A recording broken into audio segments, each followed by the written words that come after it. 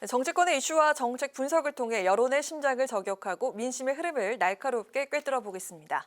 여심 저격, 최수지 국민의힘 서울시 의원, 안규령 민주당 상근부 대변인 나오셨습니다. 어서 오세요. 네, 안녕하세요. 네, 반갑습니다. 어제는 제가 한 국회 방송을 진행한 지가 한 3년 넘게 한 4년 가까이 되는데 어제처럼 그 국회 경계가 삼엄한 걸 제가 본 적이 없었거든요.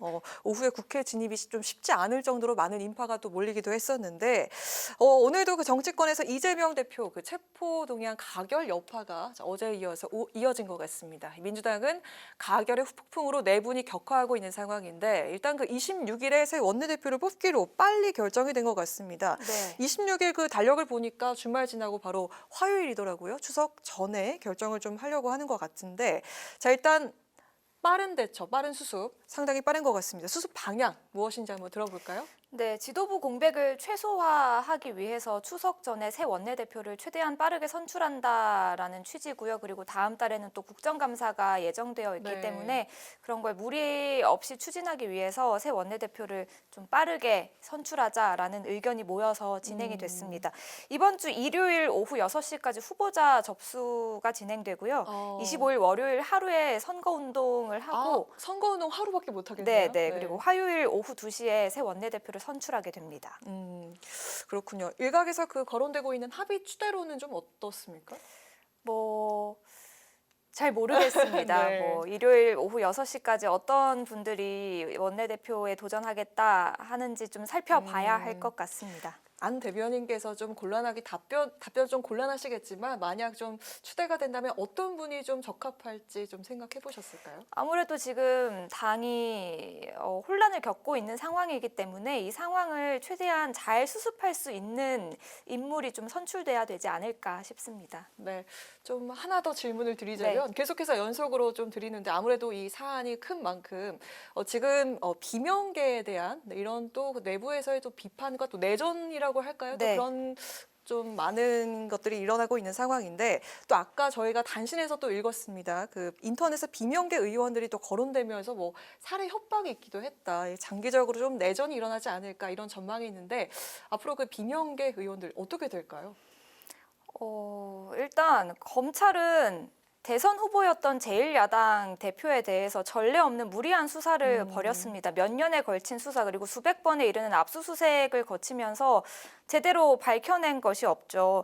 그래서 민주당에서는 최고위원회 그리고 의원총회, 당무위원회, 중앙위원회 등을 통해서 이런 검찰의 행태에 대해서 정치검찰, 정치 탄압이라고 명백히 규정을 했습니다. 그래서 본회의에서 가결표를 던진 행위에 대해서는 민주당 내에서 가결표를 던진 행위에 대해서는 명백히 해당 행위라고 규정을 한 것이었거든요. 네. 저도 개인적으로는 그렇게 생각을 합니다. 굳이 이게 검찰의 꽃놀이패였거든요. 이재명 대표는 비회기 중에 검찰이 구속영장을 청구하면 당당하게 영장 실질심사에 응하겠다라는 입장이었습니다. 그런데 검찰이 굳이 회기 중에 구속영장을 청구한 이유가 무엇이었겠습니까? 가결이 되면 민주당이 분열이 됐다라고 하면서 이용을 할 수가 있고 또 부결이 되면 방탄 정당이라는 오명을 씌울 수가 있거든요. 네. 이러한 정치 검찰에 노란한 사람들이라는 생각이 개인적으로 듭니다. 제가 당의 대변인을 떠나서 청년끼리 모였으니까 청년의 입장에서 이야기를 하자면 제가 정치권에 뛰어든 지 1년 반 정도가 됐는데 안에 들어와서 실망한 적이 없지 않았겠죠. 그런데 그런 경우 대부분이 국회의원들이 정치인들이 특히 본인의 자리에 연연할 때였습니다. 특히 총선, 공천권에 연연하는 모습을 보일 때였거든요. 그래서 소위 말하는 그 비명계라는 분들도 다음 공천에 대한 우려가 많이 커서 이번에 그런 표를 던지지 않았나 싶거든요. 소위 말하는 친명계라는 사람들이 본인의 지역구에 경쟁자로 도전을 하니까 많이 불안해 하셨던 것 같아요. 그래서 공천에 대한 염려 때문에 그러한 행동을 던지셨던 것 같은데 굉장히 잘못된 행동이었다고 생각합니다. 큰 대의나 민주당에 대한 생각은 없고 본인의 안위만 고려해서 그런 행동을 한 것이었잖아요. 그런 판단력을 가지신 분들이, 그런 생각을 가지신 분들이 한 번 더 국회의원 해서 뭐 하겠습니까? 저는 더 이상 그 정치인의 자격이 없다고 생각합니다. 네, 이 비명계 행보는 그 추후 벌어질 공천에 대한 염려 때문이다라고 개인적으로는 이렇게, 그렇게 네, 생각합니다. 개인적으로 생각을 하고 계시군요. 자, 그리고 오늘 이재명 대표가 입장을 냈습니다. 민주당의 힘을 좀 모아달라, 국민을 믿고 가겠다. 근데 그 사퇴 언급은 없었고요. 무엇보다 이재명 대표의 건강이 지금 걱정되는 상황인데 오늘 당무위에서 단식 중단 요청 결의를 했네요. 벌써 그 단식이 23일째입니다. 네, 맞습니다. 당무위원회는 당무집행에 관한 최고 의결 기관입니다. 참고로 당무위원회에서도 이재명 대표의 단식 중단 요청을 공식적으로 했고요. 그리고 많은 의원들이 개별적으로 찾아뵙고 단식 중단을 요청드리고 있다는 것으로 알고 있습니다. 네. 이렇게 정리를 해볼까요? 네. 자, 그리고 한편 김기현 대표는요, 오늘 대구를 찾았습니다. 보수 다지기에 나선 것 같은데 체포한 가결 이후에 여당의 또 셈법이 복잡해진 것 같습니다. 참 아이러니한 상황인 것 같은데 이재명 대표 영장이 기각된다면 역풍이 불 것이다 하는 그런 목소리가 있습니다. 지금 보니까 이재명 사법 리스크라는 공격 포인트가 사라진 것이 마냥 웃을 수만은 없는 상황이다라는 그런 시각이 있더라고요. 어떻게 보십니까? 네, 사실 저 개인적인 생각으로는 이재명 사법 리스크는 공격 포인트였다라는 말 자체가 성립하지 않는 것 같고, 그 말엔 반대하시는군요. 네, 사실 이 이재명 대표에 관련된 이 비위들을 밝혀내기 위해서 지금까지 야당 같은 여당으로 싸워온 것이잖아요. 그래서 이제는 탈방탄국회, 탈이재명이 되었으니 저는 오히려 이제 좀 국회에서 여야가 협치해서 일할 수 있는 기회가 만들어졌지 않았을까, 좀 이런 생각이 들었습니다. 일단 좀 이재명 대표 이 체포동의안 가결에 대해서 먼저 좀 얘기를 해보자면은 네. 사실 지금 수박 색출 시즌 2라고 할 정도로 좀 내분이 정말 최고조에 이르렀다라는 친명계와 비명계 상황 말씀이시죠? 네, 생각이 들었는데 저는 왜 하필이면은 박광원 원내대표가 이에 대한 책임을 졌어야 했는지에 대해서 먼저 의문을 품고 있다는 말씀을 드리고 싶어요.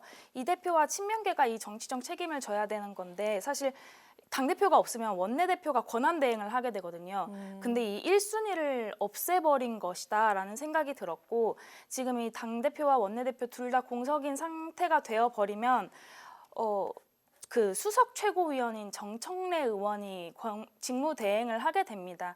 다음 26일까지는 직무대행을 하게 되는데 네. 과연 이 대표적인 친명계로 알려진 정 의원이 네, 비명계 의원들까지도 같이 조율을 좀 잘할 수 있을까 이런 생각이 들었고 사실 정청래 의원이 공천했던 이 정진술 전 서울시의원 같은 경우에는 서울시의회 최초로 성비위 의혹으로 제명이 되었습니다. 네. 또 이렇게 좀 문제가 많은 분이 과연 26일 전까지 영장실질심사가 일단은 26일로 잡혔고 또 추석 전에 뽑겠다고 한 원내대표 선출도 26일로 지금 확정이 되었는데 그 전까지 이 내분이 얼마나 더 심해질지 과연 정청래 의원이 이 내분을 좀 가라앉힐 수 있을지 좀 외부에서 보는 입장으로도 많이 네. 걱정이 된다라는 생각이 들었습니다. 여당 측 시각은 정청래 그런 상황이네요. 최고위원은 당원들이 뽑은 최고위원입니다. 그러니까 뭐 당을 잘 운영을 하시겠죠. 그거를 국민의힘에서 그렇게 걱정하실 문제는 아닌 것 같고요.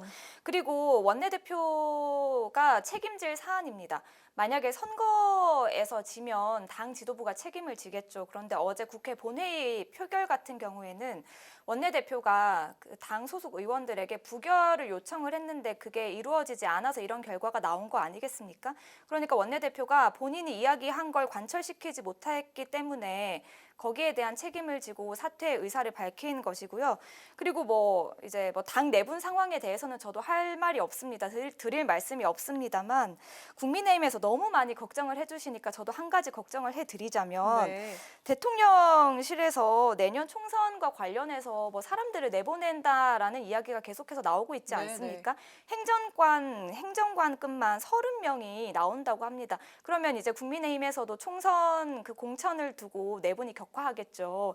저도 그런 걱정을 미리 드리겠습니다. 네, 대통령이 총선에 개입하는 것에 대한 그 문제에 대한 비판을 하셨는데 살짝 답변 부탁드려도 될까요? 네, 그거는 사실 여당과 대통령실은 좀 공천 문제에 있어서 별개라고 생각을 해요. 공천은 사실 최고위원회의에서 주는 것이고 또 마지막 도장까지 최고위원회의에서 이루어지기 때문에 아마 대통령실의 의견이랑은 조금 별개일 것 같다라는 별개일 것 생각이 같다? 들었습니다. 그리고 아까 원 질문으로 다시 돌아가서 또 네. 개인적으로 여쭙고 싶은 부분이 있는데 이 여당 측에서도 또 분분합니다. 유승민 전 의원이나 조정훈 의원이 뭐 이제 이재명 대표라는 저격 대상이 사라지면서 민주당에게는 이제 기회고 오히려 그 여당 측에서 위기가 오지 않을까란 그런 시각에 대해서 일단 최 의원께서는 반대 입장을 고수하셨는데 이 민주당 내에서는 어떻게 이 시각을 바라보고 있을까요? 이건 뭐 저격 대상 그리고 아까 최수지 시의원께서 공격 포인트라고 이야기를 하는 게 적절하지 않다라고 말씀을 해주셨는데 맞습니다. 이재명 대표를 두고 둘러싼 의혹의 진실을 밝히는 것이 중요한 게 아니고 공격 포인트, 뭐 저격 대상 이렇게 운운하는 것 자체가 이걸 정치적으로 이용한다라는 반증 아니겠습니까? 굉장히 부적절하고 스스로 이제 이재명 대표의 그런 둘러싼 문제들을 정치적으로 이용하고 싶다, 이용하고 네. 있다라는 걸 드러낸 것이라고 봅니다. 그리고 어제 국회에서는 체포동의안이 가결된 것이지 구속영장이 발부된 것이 아니거든요. 기각될 수 있죠. 네, 그러니까 앞으로 이재명 대표가 철저히 구속영장 실질 심사를 준비하면 될 문제이고 뭐 당은 앞으로 대표를 중심으로 더 잘 뭉쳐서 이 위기를 극복할 수 있지 않을까 좀 개인적으로 바라봅니다. 또 그러기 위해서는 단식을 중단하셔야 될 것 같고요. 네, 알겠습니다. 자, 그리고 어제 헌정 사상 최초로 국무총리 해임안까지 가결이 됐는데요. 윤 대통령 그 전에 이미 수용 거부 의사를 밝혔습니다. 자, 박진, 이상민 장관 해임안과 또 양곡법, 간호법을 거부한 불통 대통령이라고 공세를 펴고 있는 야당, 자 그리고 습관성 탄핵 증후군에서 벗어나라고 비난하고 있는 여당, 양측의 비난 입장을 차례로 들어보도록 하겠습니다. 먼저 야당 측부터 입장 들어볼까요? 네, 습관성 탄핵 증후군에서 벗어나라고 했는데 습관성 거부권 남발에서 벗어나라고 그 말을 되돌려 드리고 싶습니다. 대한민국 헌법은 국무총리에게 행정 각부를 통할할 책임을 부여하고 있습니다. 그런데 한덕수 국무총리는 어떻습니까? 무능하고 무책임 그 자체죠. 후쿠시마 오염수 방류, 최수근 상병 사건 둘러싼 수사 외압 의혹, 그리고 잼버리 파행 사태, 또 159명이 희생된 이태원 참사에 윤석열 정부 어느 누구 하나도 정치적 도의적 책임을 지지 않을 때 한덕수 총리는 과연 무엇을 했습니까? 뭐 오로지 대통령 심기 경호에만 매달린 것 같습니다. 그리고 대통령의 지시를 받고 국회에 나와서 버럭 소리 지르는 모습만 보였고요. 존재해야 하는 이유조차도 알 수 없는 신문 총리, 바지 총리라는 생각이 듭니다. 그러니까 헌정사상 초유의 이런 총리에 대한 해임 건의안이 가결된 것은 한덕수 총리에 대한 불신임이기도 하지만 윤석열 정부에 주는 경고임을 또 알아주셨으면 좋겠습니다. 네, 여당 측에서는 습관성 탄핵 증후군에서 벗어나라 이렇게 비난하고 있습니다. 인터넷에는 이런 이야기가 돌아다니더라고요. 이재명 대표가 최장 단식으로 기네스 기록을 세우려고 하는 게 아니냐 이런 우스갯소리가 있었습니다. 네. 저는 그래서 이게 민주당이 이에 맞춰서 뭐 탄핵 기네스라도 세우려고 하는 것이 아닌가라는 생각이 들 정도로 탄핵을 남발하는 것은 남발하고 맞죠. 있다. 네, 21대 국회 들어서서 헌정사상 첫 법관, 국무위원 그리고 검사까지 탄핵 소추안을 통과시켰습니다. 뚜렷한 명분 없이 계속해서 탄핵 카드만 좀 사용하고 있다라고 이야기를 하고 싶은데 윤재욱 원내대표가 표현한 대로 민주당 의원들은 좀 탄핵이 입에서 가볍게 튀어나오는 화풀이 용어, 분풀이 용어 정도인 걸로 생각하는 것 같다라고 네네. 이야기를 하셨는데 이 헌정사상 초유의 일들이 납득할 이유 없이 좀 가결되고 있고 또 다수의 힘으로 다수 당의 힘으로 이재명 체포동의안 가결에 대해서 화풀이하듯이 권력 남용을 하는 것이 아닌가라는 생각이 들었습니다. 앞서 말씀드렸다시피 뭐 탈 이재명으로 탈 방탄국회가 되었으니까 이제 좀 국정 운영 파트너로 돌아와서 제대로 좀 정기 국회에도 임하는 모습을 보여주셨으면 좋겠다고 민주당 의원님들께 꼭 말씀드리고 싶습니다. 제가 하나 읽어드릴게요. 무너진 나라의 정의를 바로잡기 위해 외로운 단식 투쟁에 돌입했다. 제1당 원내대표가 목숨을 건 단식을 해야 하는 이 나라가 진정 정의로운 나라인가? 누가 말씀하신 건지 알고 계십니까? 모르겠어요. 누굴까요? 자유한국당 네. 김성태 원내대표 단식 당시에 아. 수석 대변인이었던 장제원 의원이 이렇게 이야기를 장제원 했습니다. 의원의 말입니까? 네, 아무리 정치가 무도해도 지금 대통령 후보까지 했던 제1야당 대표가 단식을 목숨을 건 단식을 하고 있습니다. 그런데 어떻게 뭐 기네스 기록을 세우려고 하냐 이런 조롱을 할 수 있습니까? 저는 정말 잘못된 태도인 것 같고요. 그리고 명분이 없는 탄핵이라고 하셨는데 한덕수 총리에 대한 해임 건의안은 제가 앞서 말씀을 드렸죠. 한덕수 총리의 무능과 무책임에 대해서. 그리고 안동환 검사와 관련해서는 이 대법원이 보복 기소를 했다고 판단을 한 사안입니다. 이게 명분이 없습니까? 저는 그렇게 생각하시는 거에 이해를 할 수가 없는데요. 네, 일단 이 총리 해임안이 가결된 것에 대해서는 확실한 그 무능이라는 그 탓이 있다 이렇게 얘기를 하셨는데 네, 좀 그리고 더 한 답변이 가지 필요할 것 덧붙이자면 같습니다. 구시님에 대한. 네, 죄송하지만 한 가지 덧붙이자면 이 검사 탄핵이 우리 사회에 주는 중요한 의미가 있습니다. 검찰이 국민을 위해서 봉사하는 게 아니고 특정 집단을 위해서 일을 하게 되면 검찰도 마땅한 벌을 받아야 된다라는 경종을 울리는 거죠. 네, 최 의원의 답변이 좀 필요해 보이는데요. 네, 국무총리 같은 경우에는 본인들의 입맛에 맞는 총리가 아니고 본회의장에 나와가지고 대답을 따박따박 하기 때문에 무조건적인 반대를 하는 행태였지 않을까라는 생각이 들었고, 검찰 같은 경우에도 계속해서 지금 민주당이 검찰 악마화를 하고 있잖아요. 좀 그런 것들은 이재명 단식과 함께 멈춰야 한다라는 생각이 들었습니다. 이재명 대표도 지금 건강이 조금 안 좋다. 그래서 영장실질심사에 어떻게 뭐 좀 일정이 변경이 될 수도 있다라는 이야기가 거론되고 네. 있고, 사실 온갖 카더라도 돌고 있잖아요. 지금 뭐 평소 당뇨를 가지고 있는 것으로 나타났는데 이 케톤, 그러니까 소변 검사를 하니까 정상치가 나왔다. 아니면 녹색병원에 옮긴 이유가 이 3대 병원장이 뭐 경기도 자문위원이었고 2대 병원장은 경기의료원장을 역임했고, 그리고 발전위원 2명은 성남의료원 이사, 1명은 또 이재명 경선 캠프 비서실장 출신이다.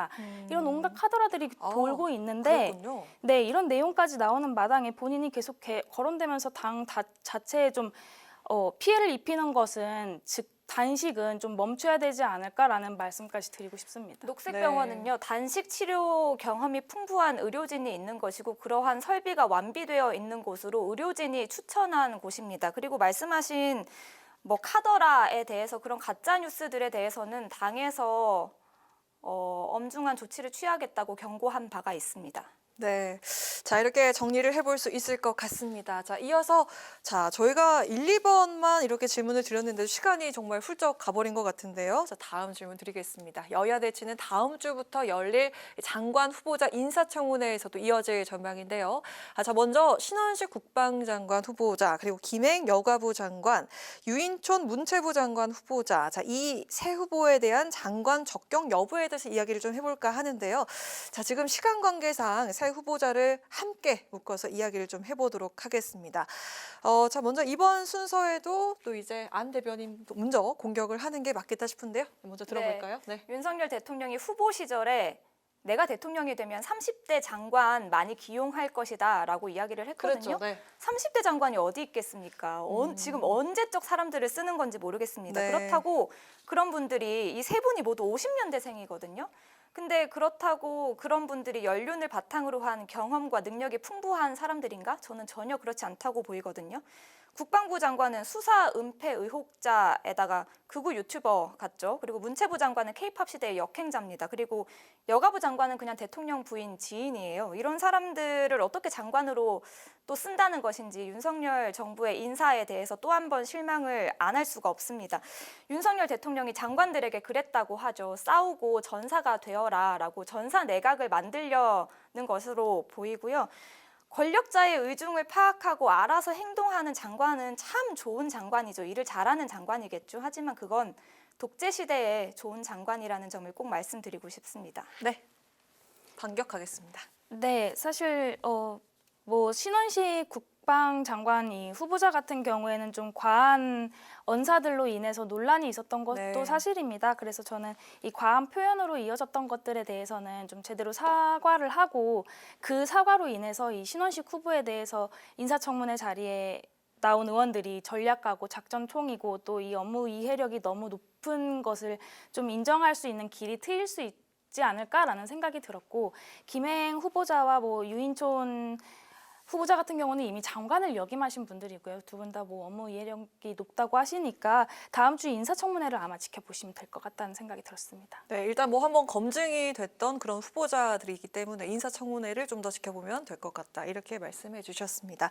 자, 그럼 질문 하나만 더 듣고 마무리를 해볼까 하는데요. 자, 국회에서 극한 대립으로 치닫고 있는 여야가 장외에서 붙는 결전이 있습니다. 오는 10월 11일 서울 강서구청장 보궐선거인데요. 내년 총선의 전초전이자 수도권 민심의 바로미터라는 점에서, 그리고 또 이재명 변수의 저 시험대라는 점에서 여야 모두 총력을 기울이고 있는 상황입니다. 자, 먼저 앞으로의 체포안 가결에 대한 파장이 좀 있을지 궁금하고 또 전망을 좀 들어볼까 싶습니다. 먼저 최 의원부터 들어볼까요? 저는 사실 이 강서구청장 이번 보궐선거를 보면서 오세훈 시장의 캐치프레이즈였거든요. 네. 첫날부터 능숙하게 이 캐치프레이즈가 떠올랐습니다. 실제로 오세훈 시장도 지금 미국에 방문해서 국제 민간항공기구 를 갔거든요. 그래서 이 김포공항 주변의 고도 제한으로 인해서 강서구 주민들이 좀 재산상의 피해나 이런 도시 발전이 저해되는 것들에 대해서 같이 수건을 좀 풀러갔고, 또 지금 발묶여 있는 화곡동 공주복 공공주택복합 사업입니다. 이런 네. 사업이라든지 이런 것들을 좀 정확하게 이해하고 있는 후보라고 생각이 들거든요. 그래서 지금 당장 구청장으로 되었을 때 일을 하는 사람이 필요하지, 출근한 첫날부터 이거 사업은 무엇이고 이거는 무슨 문제가 있고에 대해서 공부를 해야 되는 사람보다는 저희 김태우 후보가 조금 더 적절하지 않을까라는 생각이 들었고, 오늘 진 후보 같은 경우에는 대외 활동을 조금 자제하고 오늘 캠프 개소식도 취소했다고 하더라고요. 네, 좀 그래서 원내대표나 당대표가 부재한 상황에서 이런 유세들이 부족하니까 어떻게 선거운동을 치룰지 좀 두고 봐야겠다는 생각이 들었습니다. 여당 측에선 강서구민을 위한 좀 일꾼을 뽑아달라 이렇게 호소를 하고 있는 모양새입니다. 네, 진교훈 후보 같은 경우에는 그 캠프 개소식을 주말로 미뤘고요. 오늘은 이재명 대표 병문안 다녀왔다는 점 먼저 말씀드리겠고요. 그리고 첫날부터 능숙하게라는 걸 말씀하셨는데, 그렇기에는 김태우 후보자가 강서구청장으로 1년도 일을 안 했습니다. 그 1년 채 되지 않는 시간에도 재판받느라 바빴겠죠. 김태우 후보자는 대법원에서 확정 판결을 받은 범법자입니다. 이번 보궐선거의 원인을 제공한 당사자고요. 김태우 후보자 때문에 혈세 40억 원이 낭비가 됐습니다. 그런데 윤석열 대통령은 이런 범법자에게 사면권을 남용하면서 좀 공천을 하기 위해서 사면권을 남용을 했죠. 오죽하면 이균용 대법원장 후보자도 김태우 전 강서구청장 김태우 후보자의 사면에 대해서 그런 사면이 없었으면 좋았을 것이라고 이야기를 했습니다. 윤석열 대통령의 이런 뻔뻔함, 사면권 남용은 본인이 임명하려는 대법원장 후보자에 의해서도 부정당하는 상황이다. 그걸 그리고 강서 구민들은 심판할 것이다. 라고 말씀드리겠습니다. 네, 오늘 여기까지 들어보도록 하겠습니다. 자, 오늘도 매우 뜨거웠던 것 같습니다. 자, 지금까지 최수지 국민의힘 서울시 의원, 안규령 더불어민주당 상근부 대변인과 함께한 여심 저격이었습니다. 두 분 고맙습니다. 네, 오늘 국회 라이브 6 여기까지입니다. 시청해주신 여러분 고맙습니다. 편안한 주말 보내십시오.